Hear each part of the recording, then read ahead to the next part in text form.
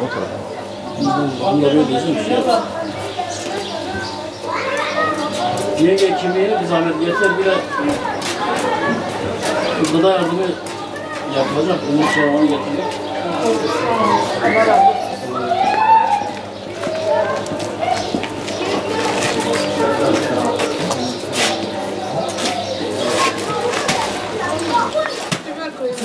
Ver ver. Sen de ne sen o arabaya gidin.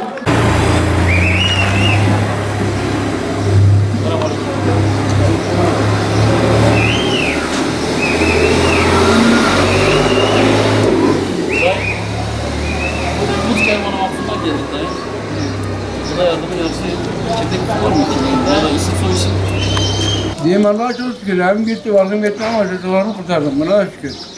Ne yasacağım kaldı, ne içeceğim kaldı, ne yiyeceğim kaldı. Hiçbir şey kalmadı. Abi sebep çocuklarım kaldı. Yani Allah buna çok hamdolsun. Başka bir şey kalmadı. Araba gitti. Bunlar çalışır. Ev numarası kaç? 15. Telefon numara var mı ezberinde? Tez falan. Sen de bunlardan. Allah sana teşekkürler. Teşekkürler.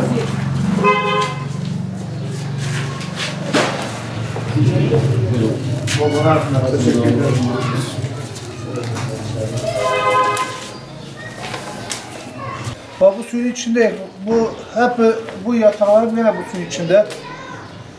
Bak bu yataklarım hepsi gene bak suyun içinde. Gel bak gel gözüne gör. Hep suyun içinde. Biz belediye başkanına 10 sefer çıktık, kuş,